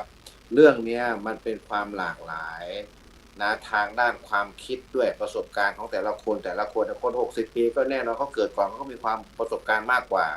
คนที่เป็นเด็กๆอยู่ซึ่งเป็นรุ่นเดียวกันโอ้โหมันก็ต้องตามผู้ใหญ่ให้ทันแล้วครับซึ่งตรงนี้มันเป็นอะไรที่พิสดารมากในโลกใบนี้นะพวกเราก็ภาคภูมิใจมากนะว่ารุ่นเดียวกันเนี่ยแต่อายุไม่เหมือนกันดีมากความรู้ของเราเนี่ยความรู้ทางโลกกับความรู้ทางธรรมเนี่ยเรามีความรู้ทางธรรมเนี่ยท่านจะไปทำงานอะไรก็ตามภูมิคุ้มกันที่คุ้มกันอาชีพของท่านอยู่ก็คือคุณธรรมไม่ทำให้อาชีพของท่านเนี่ยล้มหรือว่าเซไปเซมานะบางคนที่เข้าทำงานแล้วเนี่ยในเมื่อมีภูมิคุ้มกันโดยมีคุณธรรมรูปแวดล้อมอยู่เนี่ยมันเป็นความอบอุ่นทำไมถึงผมจะพูดอย่างนั้นก็เพราะว่าปีหนึ่งปฏิบัติธรรม10 วันแล้วก็มีวิชากรรมฐานอยู่ในเทอมนั้นด้วยเห็นไหมแล้วปฏิบัติธรรมปีหนึ่ง10 วันเราเรียน4 ปีปริญญาตรีนี่ก็40 วันละปฏิบัติธรรมมีมหาวิทยาลัยมากครับที่ทำได้มีมหาวิทยาลัยไหนบ้างนะครับก่อนแล้วปริญญาโทอีกเท่าไหร่30 วันปริญญาเอกอีกเท่าไหร่3 เดือนปริญญาเอก40 วัน45 วัน40 วันเห็นไหมเดือนปีนึง40 วันเราต้องคิดดูที่เท่าไหร่กว่าจะจบนะรอล้อมอบให้สุกลมให้หอมใช่ไหมพอจบไปแล้วเนี่ยไม่ต้องห่วงเลยนะครับเรื่องที่จะเวียนไปเพราะความเป็นคนเลวนะคิดมากเนาะคือหมายความว่าไปทุจริตคอร์รัปชันอะไรก็ยากเนาะก็อยากจะเชิญชวนเนาะว่าลองมาสัมผัสดูนะเข้าถ้ำเสือไม่กินลูกเสือไม่ใช่สิ่งว่าสิ่งที่ผมพูดกับสิ่งที่อาจารย์พูดเนี่ยมันจริงหรือเปล่าก็ลองมาพิสูจน์ดูนะครับตรงนี้จะเป็นสถานที่ที่รองรับพวกเราทุกท่านที่สนใจในการศึกษาครับสาธุไปที่อาจารย์ดร.วิสิทธิ์ครับอาจารย์พระครูโสพลต่อเลยดีกว่านะครับเพราะว่าถ้าเราพูดถึงมหาวิทยาลัยเนี่ยมันเหมือนกับเป็นการสร้างทีมอ่ะถ้าผมมองอีกมุมหนึ่งนะมันเหมือนกับเป็นการสร้างทีมผมมีลูกศิษย์สมมุติอย่างเนี้ยถ้าเกิดว่ามีลูกศิษย์ที่เป็นเรียนด้วยกันนะผมก็ได้ความรู้จากประสบการณ์สมมุติว่าเขา เขาเป็นอาจารย์สอนจริงๆแต่ก็ยัง ครับ อยากเข้าใจเรื่องพระพุทธศาสนาพอมาเรียนปุ๊บมีเพื่อนเป็นพระเป็นนักบวชก็ ครับ แลกเปลี่ยนประสบการณ์กัน แล้วก็ชวนกันไปทำงาน ก็เป็นผู้นำเหมือนกันนะครับ อันหนึ่งเป็นผู้นำทางศาสนา อีกคนหนึ่งเป็นผู้นำทางปกครองแต่พอทำงานร่วมกันนะอาจารย์ครูโสพลปรากฏว่า ครั ทำ บ ให้พื้นที่ตรงนั้นเนี่ยนะครับ อ่า จากความขัดแย้งในชุมชนเนี่ยสลายความขัดแย้งครับ อืม เห็นไหม ค ครั รั บบ เพราะเมื่อใดก็ตามที่ทั้งผู้นำทั้งสองเนี่ยมาจับมือกัน แล้วก็ทำเพื่อชุมชน เปลี่ยนวิธีคิดอย่างนี้เนี่ย ผมคิดว่า มหาวิทยาลัยเนี่ยเหมือนกับเป็นการสร้างทีมและแก้ปัญหาที่ชุมชนอ่ะ ผมคิดว่า ครับ บางเรื่องเลยที่ว่ามันเกิดบางทีเนี่ย บางคนเรียนแล้วก็หายป่วยนะอาจารย์พระครู อืม บางคนเรียนแล้วหายป่วย ก็เหมือนกับ อืม ว่าไม่รู้ว่ามันมีความรู้สึกยังไงนะครับ พอมาเรียน ครับ เสร็จแล้วมันสามารถได้ปฏิบัติได้ศึกษาไปด้วย แล้วก็เหมือนก็บางรูป อืม ก็หายป่วย เรียนบางคนก็พอเรียนไปด้วยบางทีก็ปฏิบัติธรรมเหมือนกับอาจารย์พิรมว่าเนี่ยก็ขอบวชนะ อืม บ้านก็ ครับ สงบสุขเลยครับนะครับ แต่ก่อน ครับ นี่ทะเลาะกันนะครับพอ เออ พอมาเรียนมหาจุฬาดีไปเรียนนะครับนะ เออ เรียนเสร็จแล้วก็บวชที่บ้านสบายใจเลยทีนี้มันก็ไม่บุญวายเลยครับ เพราะว่ามัน อืม บางทีเราอยู่ที่บ้านเนาะ ครับ อายุเนี่ยไปหาเรียนที่ไหนไปหาชุมชนไหน เพราะ ใช่ ทุกวันนี้เรายังมีโรงเรียนผู้สูงอายุ อืม แต่ ใช่ ป ใช่ รากฏว่าผู้สูงอายุก็แสวงหาที่จะไปหาความสงบที่วัด พอไปวัดปุ๊บปรากฏว่าได้เรียนพระพุทธศาสนาได้มีพระได้ชวนทำกิจกรรมไปนู่นไปนี่ไปละแถวนี้ไม่ละนะครับดังนั้นผมก็เลยมองว่าได้ทีมครับ ได้ทีมงานได้ความ อืม การเผยแผ่พระพุทธศาสนาไปด้วย แล้วก็พากันไปนะ ไปทำประโยชน์เพื่อสังคมชุมชนเองนะครับ ไปร่วมกันสร้างนู่นนี่นั่นนะครับ เราก็เห็นทุนทางสังคมเนี่ยเยอะมากเลยอาจารย์ครูโสพลผมก็เลยมองว่าการเรียนในมหาวิทยาลัยเนี่ยอยากฝากว่าเราไม่เหมือนกับเรียนทั่วไปนะครับ ไม่ได้เหมือนกับเรียนหลักสูตรที่เป็นวิชาชีพ แต่มันเป็นวิชาชีวิตครับ วิชาที่เราใช้ในชีวิตนะครับตั้งแต่เกิดในชีวิตจริงๆเลยอาจารย์ครูโสพลในชีวิต เราเริ่มต้นจากการมีชีวิตที่งดงามและทรงคุณค่าที่สุดหนึ่งไม่เบียดเบียนใครไม่ทำร้ายใครไม่กล่าวร้ายไม่มุ่งร้ายไม่คิดร้ายใคร5 เรื่องนี้เป็นคุณสมบัติของผู้เรียนในมหาจุฬาหรือมหาวิทยาลัยสงฆ์ถ้าใครคิดร้ายมุ่งร้ายนะครับกล่าวร้ายว่าร้ายเนี่ยไม่ใช่เพราะหลักการพระพุทธศาสนาเนี่ยพระเจ้าท่านบอกให้โอวาท60 รูปในการเผยแผ่พุทธศาสนาไงเราจะไปด้วยไม่มีการเบียดเบียนไม่ทำร้ายไม่มุ่งร้ายไม่กล่าวร้ายกันนี่เป็นหลักการพระพุทธศาสนาแล้วเราก็เอามาใช้กับนิสิตของเรานะครับ ทุกวันนี้เหมือนกับเรียนแล้วสงบแต่ก่อนที่บ้านทะเลาะกันสามีทะเลาะกันพอไปเรียนแล้วสงบนะฮะเรียนมหาจุฬานี่แก้ปัญหาชีวิตได้นะครับบางท่านเนี่ยไม่มีทุนนะอาจารย์พระครูโสพลก็ยังหาทุนกับในห้องเรียนเรียนด้วยกันไม่เป็นไรพระคุณเจ้าเรียนไปเดี๋ยวโยมถวายค่าเทอมให้นะคือหมายถึงว่าเป็นเพื่อนร่วมห้องด้วยถวายค่าเทอมด้วยโยมก็ยังถวายค่าเทอมอีกนะครับแล้วก็เรียนด้วยนะครับบางทีก็ถวายค่าเทอมบางครั้งนะครับเราก็มองว่ามันเป็นสังคมที่เอื้อเฟื้อเกื้อกูลเรื่อมกันเพราะว่าอะไรเพราะท่านมองว่าพระท่านให้ความรู้กับท่านพระท่านให้การศึกษาให้ธรรมะกับแล้วก็เลยรู้สึกว่าอยากจะบูชาคุณการให้ธรรมะของท่านด้วยกันนี้นะครับแล้วก็ท่านก็พากันไปปฏิบัติธรรมผมคิดว่าเนี่ยในมิติในมหาจุฬาเราเนี่ยนะครับในมหาวิทยาลัยสงฆ์เนี่ยผมคิดว่าเราเห็นชัดเจนเลยครับว่าแม้กระทั่งจบไปนะครับที่เป็นพระสังฆาธิการหรือว่าเป็นพระเนี่ยไปเป็นผู้นำเป็นเจ้าอาวาสในพื้นที่เยอะแยะไปหมดได้ยิ่งกว่านั้นเราเปิดรัฐศาสตร์เราเปิดรปม.ทางสังคมยิ่งไปเป็นผู้นำชุมชนจบที่ไหนจบมหาจุฬาก็ดีใจนะครับตอนนี้เนี่ยเราพูดถึงว่าพอเราเปิดมหาวิทยาลัยสงฆ์ขึ้นมาเยอะขึ้นเนี่ยเราไปที่ไหนอาจารย์พระครูโสพลเวลาไปทำบุญนะครับไปแล้วก็ถามว่าเอาลาไปไหนเนี่ยวันนี้ไปเรียนวันนี้พอดีว่าเป็นวันพระนะครับไปทำบุญกับเพื่อนที่เป็นพระเพื่อนด้วยกันที่เรียนเพราะไปเปิดโรงทานแล้วก็ไปเอื้อประโยชน์หรือทำพาคนไปเปิดโรงทานนะครับนี่ผมก็ได้มองว่านี่มันการเกื้อกูลแล้วก็ด้วยกันผม คิดว่าการเรียนในมหาวิทยาลัยสงฆ์เราเนี่ยมีความสุขครับ ครับ มีความสุขแล้วมันเกิดความนั้นมา แล้วก็ค่าเทอมก็ไม่ใช่เป็นค่าเทอมนะครับอาจารย์พระครูโสพลไม่คิดว่าเป็นค่าเทอมเป็นค่าอะไรเขาเรียกว่าถ้าเป็นค่าเทอมมันก็จะจ่ายแพงเนาะแต่ในเรียนมหาจุฬานี่ไม่ได้เป็นค่าเทอมอะไรเป็นค่าบำรุงการศึกษาแล้วกันอาจารย์พระครูโสพลเป็นค่าบำรุงการศึกษาเพื่อที่จะเป็นการศึกษาให้การพระพุทธศาสนาเนาะก็มีการเรียนการสอนการอะไรพวกนี้ก็คือค่าเทอมก็ไม่แพงครับถ้าเราเทียบกันในการศึกษานะครับตอนนี้พอจะพูดอย่างนี้ได้ไหมครับอาจารย์ดร.วิสิทธิ์ครับถ้าสมมติว่าถ้าเรียนมหาลัยข้างนอกเนี่ยเพื่อที่จะไปประกอบสัมมาอาชีพเพื่อตนเองแต่ถ้ามาเรียนมหาวิทยาลัยมหาจุฬาลงกรณราชวิทยาลัยของเราเนี่ยจะเป็นการเพื่อคนส่วนรวมเรียนผมใช้คำว่าปิยะปาจาดีกว่านะอาจารย์เนาะเดี๋ยวเป็นที่รักแล้วกันการเรียนมหาจุฬานี้จะเป็นที่รักของคนเทวดาเป็นที่รักของคนเทวดาเอาผมอย่างนี้ดีกว่าแล้วก็เพราะว่าเราเรียนเพื่อให้มหาวิทยาลัยนี้เราเรียนเพื่อเป็นมหาวิทยาลัยเพื่อให้แล้วเราก็พัฒนาบัณฑิตเราเพื่อเป็นบุคคลผู้ให้เนาะ1ให้อภัยนะครับนะให้ทานเนาะรักษาศีลเจริญภาวนาเนี่ยเป็นหลักการสำคัญเราฉะนั้นคนที่เป็นนิสิตของมหาวิทยาลัยจึงเป็นที่รักของเทวดาและมนุษย์นะเทวดาและมนุษย์เพราะเราชวนนิสิตเราเนี่ยปลูกฝังเรื่องนี้ครับอาจารย์พระครูโสพลนะครับเราชวนการแบ่งปันการให้เพราะการให้คือเป็นที่รักเนาะยิ่งให้มากยิ่งเนี่ยก็ให้มากเราก็ชวนกันนะครับแล้วอย่างวันพรุ่งนี้ครับอาจารย์ครับอาจารย์ดร.ครับอย่างที่กรณีนอกจากที่จะมีการแสดงมุทิตาแล้วเห็นว่ามีการพูดทำคุณประโยชน์บ้างสิทธิ์เก่าดีเด่นบ้างอะไรเงี้ยครับมีเกณฑ์ยังไงครับอาจารย์ครับหรือว่ามีวัตถุประสงค์ยังไงเอ่ยมหาวิทยาลัยเรานี่นะโดยเฉพาะมหาวิทยาลัยวิเขตเนี่ยถ้าเราไม่มีผู้อุปถัมภ์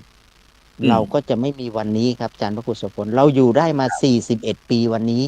เพราะเรามีบุรพาจารย์มีผู้อุปถัมภ์มหาวิทยาลัย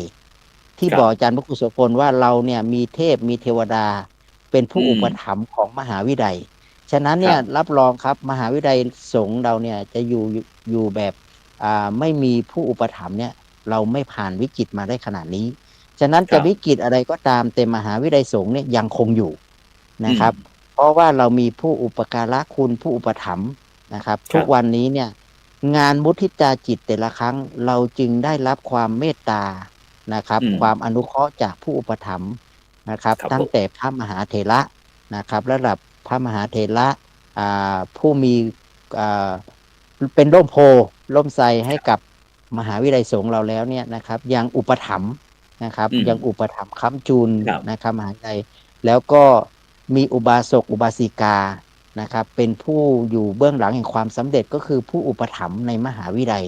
ถ้าเราจะมากล่าวที่นี้ครับ3 วันก็ไม่หมดเพราะเยอะมากครับที่เราด้วยกันอุปถัมภ์กันมากมายนะครับแล้ววันพรุ่งนี้แหละครับอาจารย์ครับวันพรุ่งนี้เราก็จะเชิญท่านทั้งหลายเหล่านั้นมาดูว่าสิ่งที่ท่านทั้งหลายได้อุปถัมภ์มหาวิทยาลัยแล้วเกิดประโยชน์เกิดคุณูปการอะไรบ้างแล้วบัณฑิตที่ได้รับการอุปถัมภ์จากท่านทั้งหลายเหล่านั้นตอนนี้เขาสำเร็จการศึกษาไปเท่าไหร่แล้วเขาจะไปทำคุณประโยชน์หรืออะไรต่างๆเราจึงเชิญทั้งกลุ่มผู้อุปถัมภ์แล้วก็กลุ่มที่ไปทำประโยชน์นะครับเพื่อที่จะให้กลับมานะครับบ่งบอกว่าสิ่งที่เรากำลังสร้างเมื่อ5 ปี10 ปีหรือแม้กระทั่ง2-3 ปีเนี่ยแล้วเขาไปทำประโยชน์อะไรกลับมานะครับเพื่อจะให้บัณฑิตใหม่เนี่ยได้เห็นนะครับได้เป็นแบบอย่างในรุ่นแล้วก็ให้ผู้อุปถัมภ์เนี่ยได้เบิกบานได้ปิติได้เกิดบุญเกิดกุศลสิ่งที่ได้ลงมือสิ่งที่ได้ปฏิบัติสิ่งที่ได้ให้เนี่ยนะครับอันเป็นที่รักของทุกๆคนเนี่ยก็จะเกิดคุณประโยชน์ฉะนั้นวันพรุ่งนี้เนี่ยไม่ใช่เป็นเพียงแค่ว่าวันของวันพิเศษสำหรับผู้ที่จบนะยังเป็นวันครอบครัวของมหาจุฬาตั้งแต่ผู้อุปถัมภ์ บุรพาจารย์เนาะแล้วก็ ครับ ผู้ดูแลมหาวิทยาลัยแล้วก็ อืม รวมไปถึงคณาจารย์นะครับ ลูกศิษย์ บุค ศิษ ลา ย์ ก เก่าร ด้วย ทุกคนทั้งศิษย์เก่าศิษย์ใหม่ทั้งหมดได้มีโอกาสได้มาเห็นความ ครับ การพัฒนาของมหาวิทยาลัย ครับ เราอยู่ คว มา ก้วหน้อืม 40 ปีนะค ครั รั บบ ผม 40 ปีนะครับ ก็หมายความว่าเราก็จะเห็นลูกศิษย์บางคนไปเป็นผู้บริหารการศึกษาจาก อืม ที่อยู่ขอนแก่นนะครับ ครับ ไปเป็นผู้อำนวยการ วันนี้ก็เดินทางกลับมานะครับพรุ่งนี้ก็จะ ครับ มาก็บอกว่าเนี่ยเพราะผมได้เรียนตรงนี้ ผมได้เรียนมหาวิทยาลัยนี้ แล้วก็ อืม ผมจบไปผมก็ไปเป็นผู้นำทางการ อืม ศึกษาไปจัดการศึกษาในสถานที่สถาบันการศึกษาต่างๆได้ อันนี้ก็ ครับ สร้างความภูมิใจนะครับ สร้าง ครับ ความปิติยินดีของผู้อุปถัมภ์ด้วย ท่านก็จะได้ ครับ เดินทางมาหลายที่ครับอาจารย์พระ ครั ครู บ โสพลครับ ครับฉะนั้นนอกจากที่เราจะบริการด้านวิชาการในมหาวิทยาลัยเราเห็นว่ามีบริการด้านสังคม ยกตัวอย่างเมื่อวานนี้มีการสอบธรรมศึกษาสนามหลวงทั่วประเทศนะครับวิทยาเขตเชียงใหม่เราได้มีส่วนร่วมในการสอบธรรมศึกษาของลูกๆสถานศึกษาอย่างไรบ้างครับผมอย่างเมื่อวานนะครับได้มีโอกาสไปบริการยังไงบ้าง พันธกิจของมหาวิทยาลัยเรามีอยู่5เรื่องใหญ่ๆเนาะอาจารย์พระครูโสพลเนาะก็คือ1 ครั ก็ บ คือ ผม ผลิตบัณฑิต บริการ วิจัยเนาะแล้วก็บริการวิชาการทำนุบำรุงนะครับแล้วก็นอกนั้น ครับ คือการบริหารจัดการ ทีเนี้ยไอตัวพันธกิจที่สามที่เราพูดถึงบริการวิชาการเกี่ยวกับสังคมเนี่ยมัน ครับ เหมือนกับเป็นเครื่องมือที่สำคัญที่ให้เราเนี่ยได้ทำแบบมันจับต้องได้ครับอาจารย์พระครูโสพล ครับ มี ผม โอกาสนะครับ โดยเฉพาะอย่างยิ่งก็คือว่าไม่ว่าจะเป็นงานสนองงานทั้ง 6 ด้านของคณะสงฆ์นะครับหนึ่งใน ครับ นั้นคือการศึกษาสงเคราะห์นะครับ อืม เราก็จะเห็นว่าคณะสงฆ์เนี่ยได้จัดการศึกษาธรรมะ อันนั้นคือการประกาศเนาะการประกาศคุณค่าของธรรมะให้เยาวชนให้ผู้คนที่เป็นได้ศึกษาแล้วเอาไปสอบ การสอบ ครับ ธรรมศึกษาเป็น1 พันธกิจของมหาวิทยาลัยนะครับ โดยเฉพาะยิ่งสำนักวิชาการของเรานะครับ ปีนี้ก็ได้รับความเมตตาจากพระเดชพระคุณหลวงพ่ออาจารย์เจ้าคุณภาวนานะครับ ครับ รัตน์หลวงพ่อเจ้าคณะอำเภอเมืองเชียงใหม่ ได้แต่งตั้ง ครับ นะครับให้ทางส่วนงานของสำนักวิชาการนะครับ ไปสนองงานคณะสงฆ์โดยการเปิดสอบทำสนามหลวงที่สนามสอบ ครับ ของโรงเรียนวัฒโนไทยพายัพครับ อันนี้ ครับ ก็ได้มีเราก็ได้พานิสิตแล้วก็บุคลากรของเราเนี่ยไปสนองงานคณะสงฆ์โอ้อาจารย์พระครูโสพลนักศึกษา ครับ นักเรียนเยอะมากนะครับ ครับผม แล้วก็มีโอกาสได้แสดง อันนี้ก็เป็นอีก1 พันธกิจนะครับ ที่ ครับ มหาวิทยาลัยเราได้ทำกิจกรรมนะครับใน แล้ กาว ร แล้วก็ สนอง เห็นว่าทางมหาวิทยาลัยทางคณะสงฆ์นะครับได้มอบให้เกี่ยวกับโครงการพระสอนศีลธรรมในโรงเรียนนะครับที่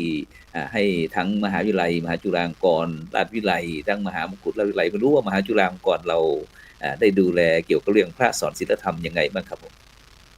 ก็โครงการพระสอนศีลธรรมก็เป็นพันธกิจการบริการวิชาการเขตสังคมนะครับ ซึ่ง ครับ เป็นโครง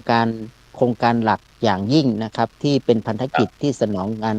โดยเฉพาะยิ่งท่านองค์อธิการบดีนะครับ มหาวิทยาลัยมหาจุฬาลงกรณราชวิทยาลัยท่านให้ความสำคัญเรื่องนี้ โดยเฉพาะยิ่งโครงการพระสอนศีลธรรมนะครับ ครับ เป็นเครื่องมือที่สำคัญที่การบริการอย่างนี้นะครับ ครับ เราดูแล2 จังหวัดครับอาจารย์พระครูโสพลก็คือดูแล สาธุครับ 2 จังหวัดที่จังหวัดเชียงใหม่กับแม่ฮ่องสอนนะครับ ครับ เรามีพระสอนศีลธรรมอยู่ประมาณ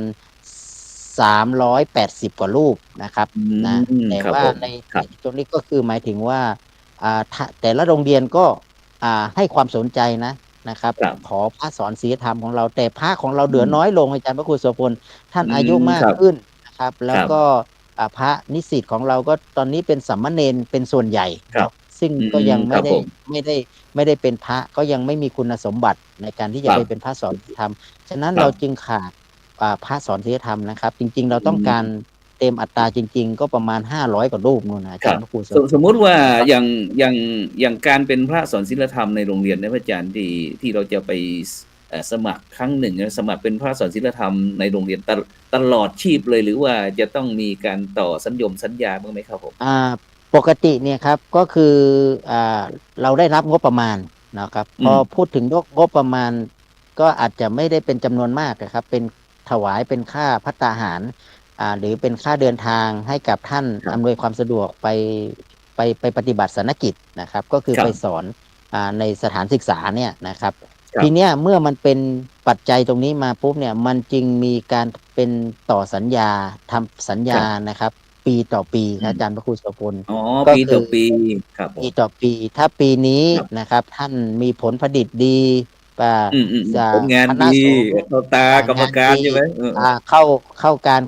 เข้าตาพระเดชคุณหลวงพ่อเจ้าคณะอำเภอเจ้าคณะตำบลดีมีธรรมศึกษาสอบได้เยอะนะบุคลากรผู้บริหารผอโรงเรียนท่านยังไงก็อาจจะมีสิทธิ์ต่ออีกนะอาจารย์ครูสวัสดิ์นะจะต่อหรือไม่ต่อนี้ไม่ได้อยู่ที่มหาวิทยาลัยนะ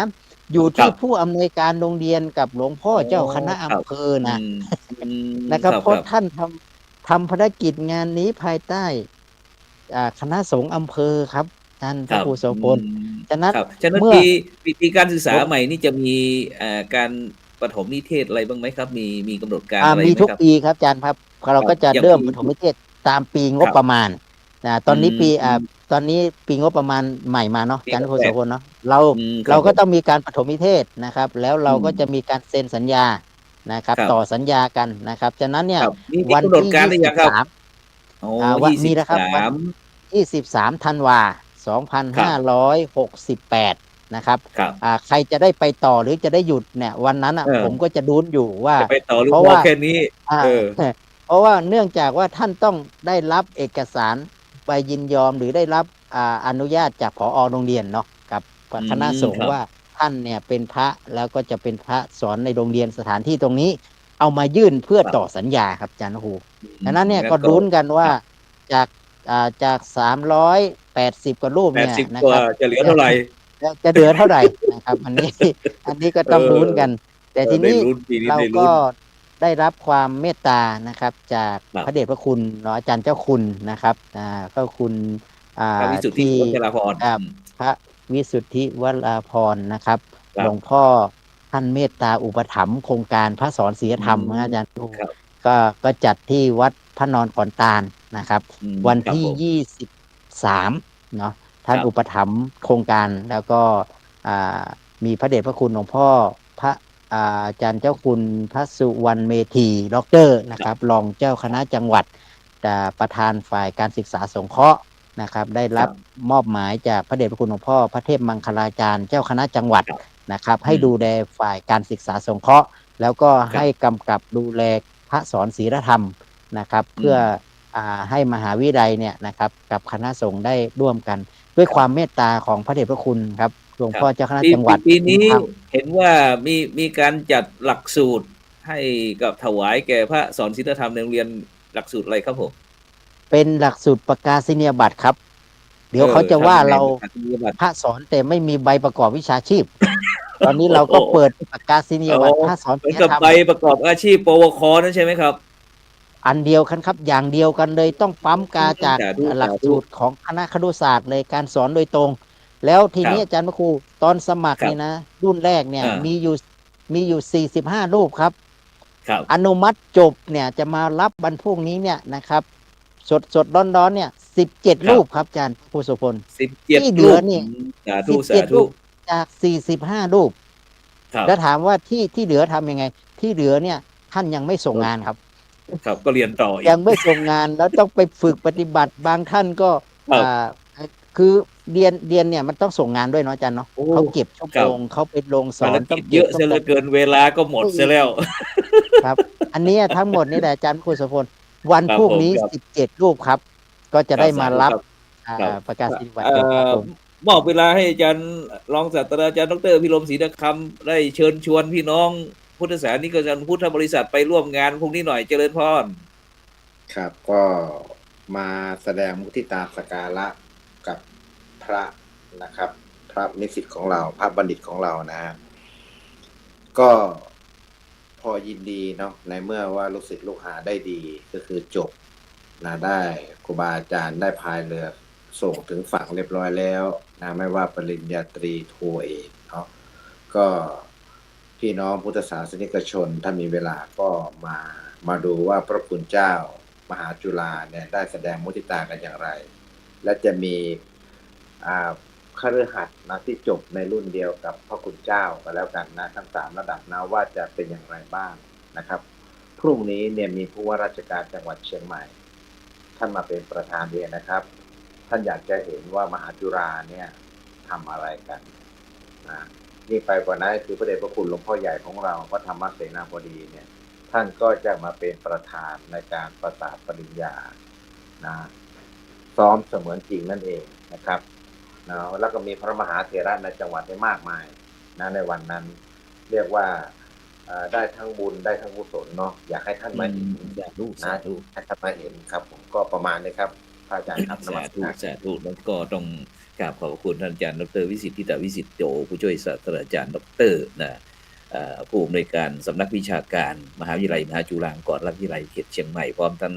รองศาสตราจารย์ดร.พิรมศรีดาคำนะผู้ช่วยอธิการบดีฝ่ายกิจการทั่วไปพร้อมทั้งคณะผู้บริหารวันนี้นะซึ่งอาจจะติดขัดข้องทางเทคนิคฉะนั้นเราจะไปพบกันพรุ่งนี้นะตั้งแต่ 8 โมงเช้าเป็นต้นไปนะอยากจะห่อข้าวนำอาหารการกินหรือว่าน้ำปานะหรือจะไปตั้งโรงทานก็เจริญพรตามพยาศัยซึ่งก็ประสานงานที่ผู้ช่วยศาสตราจารย์ดร.พิรมศรีดาคำก็โทรกลิ้งกลางยังไงเดี๋ยวเราจะอำนวยความสะดวกให้ฉะนั้นก็ในค่ำคืนนี้ก็เวลาหมดเวลานักนำในการจากบรรดาท่านผู้ฟังไปก่อนหลับฝันดีมีเงินใช้ไร้โลคาพยาธิไม่เจ็บไม่จดร่ำรวยทุกคนสำหรับในค่ำคืนนี้เขากล่าวคำว่าสาธุ